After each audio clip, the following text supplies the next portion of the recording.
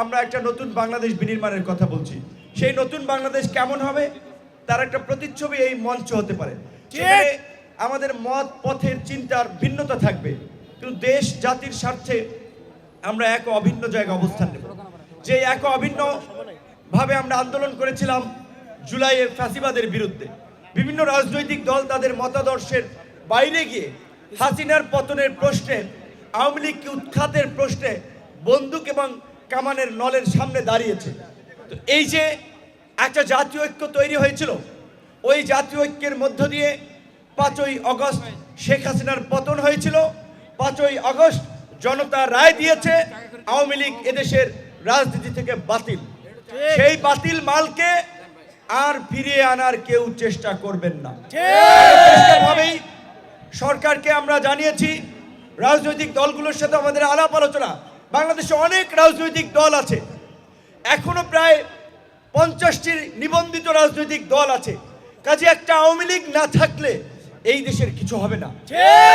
আওয়ামী লীগ ঐতিহাসিকভাবে একটা ফ্যাসিস্ট রাজনৈতিক দল, একটা স্বৈরাচারী রাজনৈতিক দল। সেটা দেশ স্বাধীনের পরে 72 থেকে 75-এ আমাদের যারা তরুণ তারা হয়তো অনেকে দেখেন নাই, কিন্তু বই পুস্তক ইতিহাসের পাতায় সেই বর্বরতা লিপিবদ্ধ আছে। এবং এই গত 16 বছরের বর্বরতা আমরা স্বচক্ষে দেখেছি। কাজী সেই অভিশপ্ত রাজনৈতিক দল আওয়ামী লীগ এই দেশে গণ অভ্যুত্থান পরবর্তী সময়ে রাজনীতি করবে, এই যে অভ্যুত্থানের অংশীজন শরিকরা আমরা মানব না। তাই এখানে বিভিন্ন রাজনৈতিক দলের নেতৃবৃন্দ যারা আছেন তাদেরকে আমরা অনুরোধ করব, আপনাদের জায়গা থেকে এইভাবেই শক্তভাবে আওয়ামী লীগকে প্রতিহত করার জন্য আমাদেরকে আওয়াজ তুলতে হবে।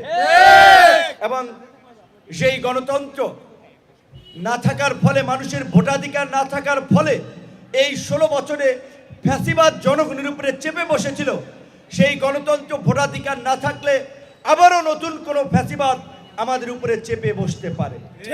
সেই জায়গা থেকে স্বাভাবিকভাবেই আমরা মনে করি, আমরা যে রাষ্ট্রের সংস্কারের কথা বলছি, বাংলাদেশে একটা অবাধ সুষ্ঠু নিরপেক্ষ নির্বাচনের মাধ্যমে গণতন্ত্রের প্রাতিষ্ঠানিক রূপদান কিংবা গণতন্ত্রের পথে যাত্রা, এইটা রাষ্ট্র সংস্কারেরই একটা অংশ।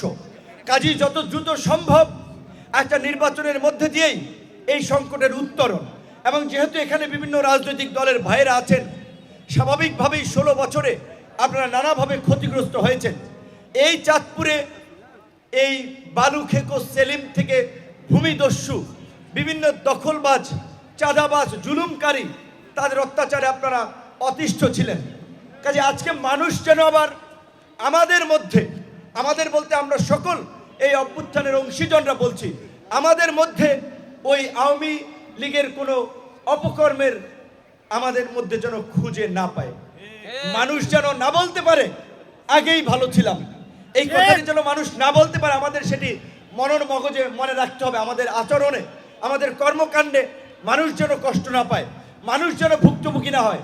রাজনীতি একটা জনসেবা, রাজনীতি পয়সা কামানোর হাতিয়ার না, রাজনীতি কোনো ব্যবসা না। রাজনীতি যদি নিজের ঘরের খেয়ে বনের মোষ তাড়াতে পারেন তাহলে তারা রাজনীতি করবে। বিশেষ করে এখানে বিভিন্ন রাজনৈতিক দলের নেতৃবৃন্দ আছে, তারা যদি একত্রিত হয়ে এইভাবে এলাকার উন্নয়ন সমস্যার প্রশ্নে যদি মাঝে মাঝে আলাপ আলোচনা করে বসে, ইনশাআল্লাহ আমরা খুব দ্রুত সময়ের মধ্যেই, শুধু চাঁদপুর নয় সারা বাংলাদেশেই একটা নতুন বাংলাদেশের যে আকাঙ্ক্ষা জনগণের মাঝে আমরা দেখতে পাচ্ছি, আমরা সেই জায়গায় দেশকে নিয়ে যেতে পারবো।